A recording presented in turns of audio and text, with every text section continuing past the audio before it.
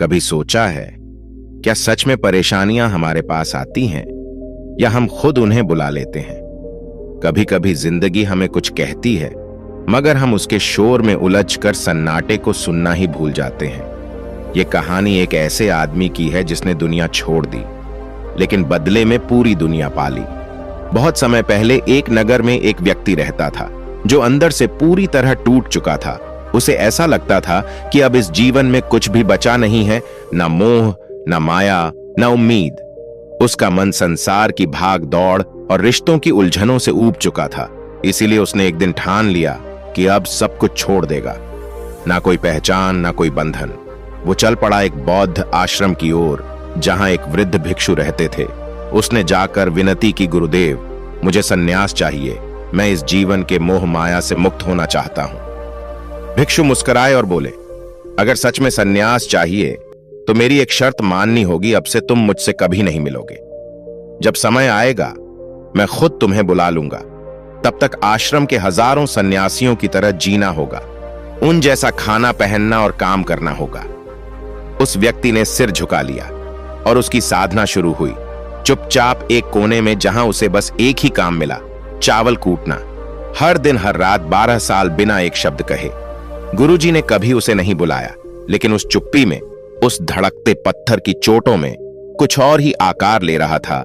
धीरे धीरे उसके अंदर के सारे विचार शांत हो गए। उसे ना कोई डर था, ना कोई चाह। और फिर वो दिन आया जब वृद्ध गुरु ने घोषणा की, जो भी मेरे उत्तराधिकारी बनना चाहता है वो रात में मेरी कुटिया के बाहर 4 पंक्तियां लिखे। पर वो विचार किताबों से नहीं, अपने अनुभव से निकले होने चाहिए। सैकड़ों भिक्षु चुप रहे। एक ने हिम्मत की, मन दर्पण है जिसमें धूल जम जाती है, उसे साफ करो, सत्य दिखने लगेगा। लेकिन गुरु ने गुस्से में कहा, किस मूर्ख ने दीवार खराब की शब्द अच्छे थे, लेकिन उनमें अनुभव नहीं था। फिर एक चावल कूटने वाला हंस पड़ा। लोग चौंके, तू क्या जाने? वो बोला, मैं जानता नहीं पर अनुभव करता हूं। लिख दो, ना कोई दर्पण, ना कोई धूल, जो जान ले इसे, वही है सच्चा ज्ञानी। गुरु ने चुपचाप उसे रात में बुलाया। तू उत्तराधिकारी है, लेकिन यहां मत रुक, लोग तुझसे जलेंगे। तू चला जा और दुनिया को सिखा दे कि असली शांति क्या होती है। जिस क्षण हमारे भीतर विचारों की लहरें उठनी बंद हो जाती हैं, उसी क्षण शांति का सच्चा अनुभव शुरू होता है। लेकिन यह अवस्था अचानक नहीं आती। इसके लिए सबसे पहला और सबसे आवश्यक कदम है अपने विचारों को जानना। अधिकांश लोग दिन भर के विचारों में उलझे रहते हैं, पर कभी यह नहीं सोचते कि ये विचार आते कहां से हैं। क्या ये हमारे अपने हैं या समाज, किताबों, भूतकाल या कल्पना से उपजे हैं? बौद्ध भिक्षु की कहानी में चावल कूटने वाला व्यक्ति 12 वर्षों तक बिना किसी प्रतिक्रिया के अपने काम में लगा रहा।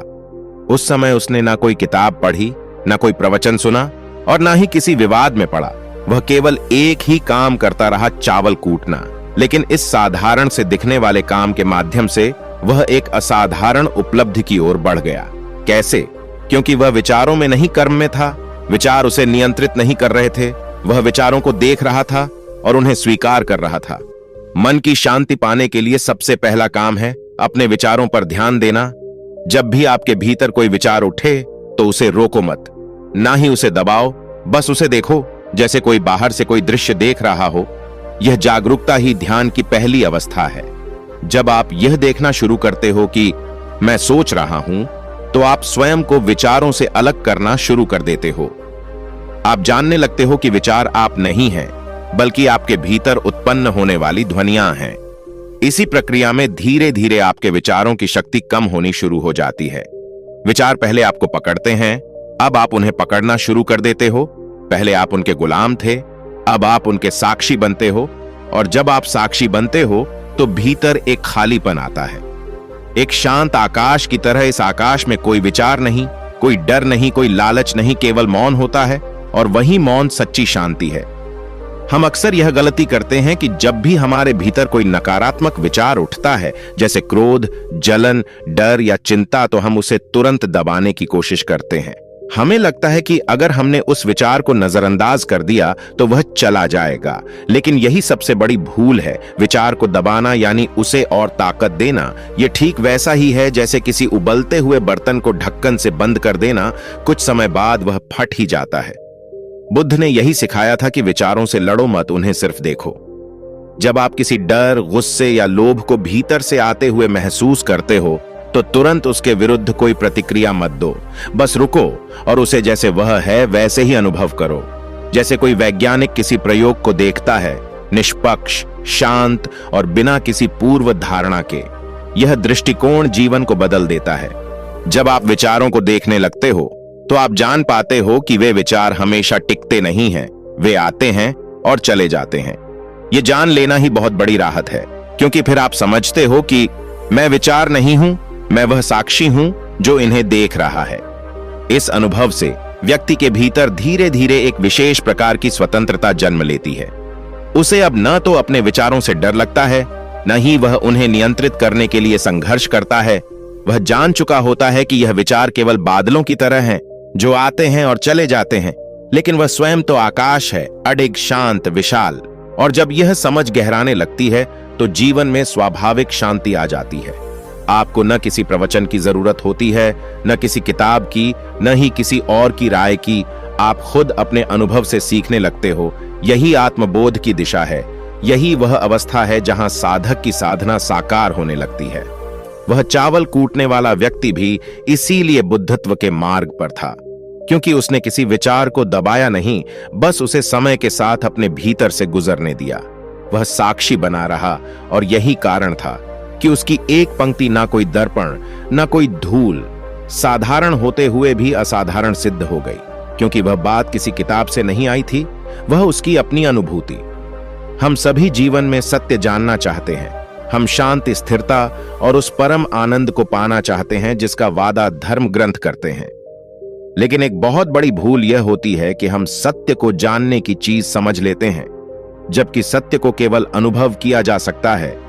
चावल कूटने वाला वह व्यक्ति न तो ग्रंथों को पढ़ा था, न किसी शास्त्र के शब्द उसे याद थे, लेकिन फिर भी वह उत्तराधिकारी बना, क्योंकि उसके पास था अनुभव का खरा सोना।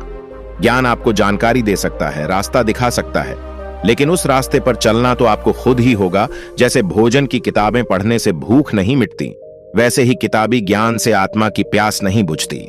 बुद्ध ने जब उस व्यक्ति को उत्तराधिकारी चुना तो उसके पीछे यही तर्क था।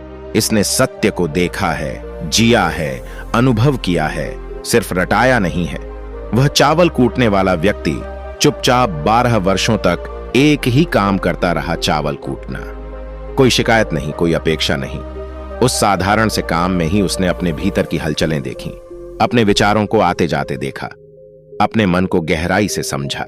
और जब विचार शांत हुए तो भीतर शून्य नहीं बल्कि सत्य की आवाज गूंज उठी। वही अनुभव था जिसने उसकी बातों को इतना प्रभावशाली बना दिया। जब वह कहता है ना कोई दर्पण, ना कोई धूल, तो वह केवल शब्द नहीं कह रहा, वह अपनी चेतना की दशा बयान कर रहा है। वहां कोई झूठ नहीं, कोई प्रयास नहीं, वहां सिर्फ निर्विकल्प शांति है। और यही स्थिति है जहां व्यक्ति आत्म साक्षात्कार करता है।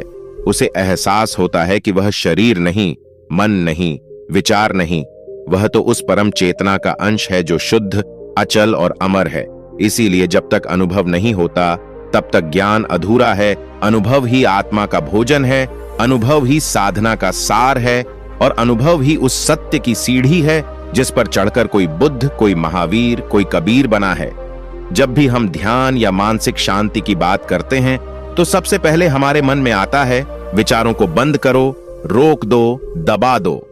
लेकिन क्या वास्तव में यही सही तरीका है? नहीं। विचारों को दबाना ऐसा ही है जैसे किसी बहते पानी को दीवार से रोकने की कोशिश करना। वो या तो दीवार तोड़ देगा या फिर अंदर ही अंदर इतना दबाव बनाएगा कि हम फट पड़ेंगे। बौद्ध ग्रंथों में बहुत स्पष्ट रूप से कहा गया है कि विचारों को नियंत्रित मत करो, उन्हें समझो। चावल कूटने वाला वह व्यक्ति जब आश्रम में पहुंचा तब उसके भीतर भी न जाने कितने विचार रहे होंगे, उम्मीदें, भय, भविष्य को लेकर चिंता, लेकिन उसने कुछ भी रोका नहीं। उसने बस काम करते करते खुद को देखा, अपने भीतर उठती लहरों को देखा, और धीरे धीरे वो लहरें शांत हो गईं। यह प्रक्रिया ध्यान की असली आत्मा है। विचार आ रहे हैं, आने दो, उन्हें देखो, पहचानो कि यह विचार क्रोध का है, यह चिंता का है, यह लालच का है। जैसे ही आप किसी विचार को पहचान लेते हैं, वह विचार अपनी शक्ति खोने लगता है। जब आप विचारों को सिर्फ एक दर्शक की तरह देखना शुरू करते हैं, तब मन धीरे धीरे शांत होने लगता है। चावल कूटने वाला व्यक्ति कोई सिद्ध योगी नहीं था, फिर भी वह सिद्धि तक पहुंचा क्योंकि उसने वही किया जो ध्यान की मूल आत्मा है, जागरूकता। और यही हमें भी सीखना है। जब विचार आ रहे हों तो लड़ना नहीं है, बस उन्हें देखना है, जैसे कोई सड़क पर गुजरती गाड़ियों को देखता है।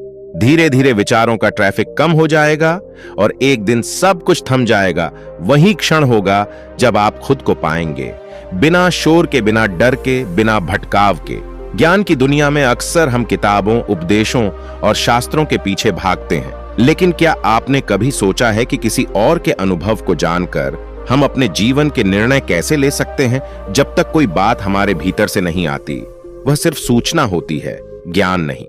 चावल कूटने वाले उस व्यक्ति के पास कोई शास्त्र नहीं था, न उसने किसी धर्म ग्रंथ का अध्ययन किया था, परंतु जब उसने सत्य की बात कही, ना कोई दर्पण, ना कोई धूल, तो गुरुवर तक हिल गए। क्यों? क्योंकि वह बात किसी किताब से नहीं आई थी, वह उसकी आत्मा से निकली थी, और यही बात उसे विशेष बनाती है।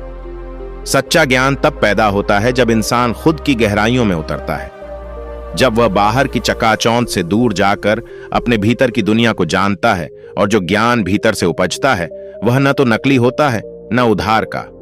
वो उतना ही पवित्र होता है जितना एक तपस्वी की साधना। इसलिए अगर आप वास्तव में सत्य को जानना चाहते हैं तो बाहर से नहीं, अपने भीतर से शुरुआत करें। शास्त्रों को पढ़ें जरूर, लेकिन उन्हें अंतिम सत्य मत मानिए, बल्कि खुद को जानिए, अनुभव कीजिए, और तब जो भी निकलेगा वही आपका सच्चा ज्ञान होगा। जब चावल कूटने वाले उस व्यक्ति ने आश्रम में कदम रखा था, तब वह संसार से थक चुका था, लेकिन उसे क्या पता था कि वही थकान एक दिन उसे सच्चे ज्ञान की ओर ले जाएगी। वह व्यक्ति जो किसी का ध्यान भी नहीं खींचता था, एक दिन गुरु के शब्दों में वह चमक लेकर आया जो बाकी 1000 भिक्षुओं के पास नहीं थी। इस कहानी का सबसे बड़ा रहस्य यही है कि जीवन की सबसे गहरी समझ अक्सर वहां पनपती है जहां शोर नहीं होता। तभी जीवन का सत्य प्रकट होता है। आज हम सभी हर छोटी छोटी बात पर परेशान हो जाते हैं। किसी ने कुछ कह दिया तो दुखी हो जाते हैं, कुछ नहीं मिला तो टूटा हुआ महसूस करते हैं। लेकिन उस व्यक्ति ने 12 वर्षों तक किसी से कुछ नहीं कहा, कोई सवाल नहीं किया, कोई उम्मीद नहीं रखी, और वहीं से उसकी साधना शुरू हुई। यह कहानी यही सिखाती है कि मन की शांति बाहर नहीं, हमारे अंदर की गहराई में छुपी होती है, और उस तक पहुंचने के लिए ना कोई रास्ता है, ना कोई किताब, सिर्फ एक सच्चा और सजग मन चाहिए। हम यह भूल जाते हैं कि विचारों पर नियंत्रण कोई तंत्र नहीं, बल्कि एक अभ्यास है, और वह अभ्यास तब शुरू होता है जब हम अपने विचारों को दबाना नहीं, बल्कि उन्हें देखना शुरू करते हैं। जब हम खुद को भीतर से महसूस करना शुरू करते हैं तो धीरे धीरे मन की हलचल शांत होने लगती है, और जिस दिन वह हलचल शांत हो गई, उसी दिन आप अपने भीतर उस परम सत्य की झलक देख पाएंगे जिसे लोग बुद्धत्व कहते हैं। अब आप बताइए, क्या आपने कभी बिना बोले, बिना जताए किसी साधना को अपनाया है? क्या आपको लगता है कि सच्चा ज्ञान बोलने में नहीं बल्कि जीने में होता है? और क्या आपको कभी अपने मन की आवाज सुनाई दी है, बिल्कुल स्पष्ट, शांत और निर्दोष?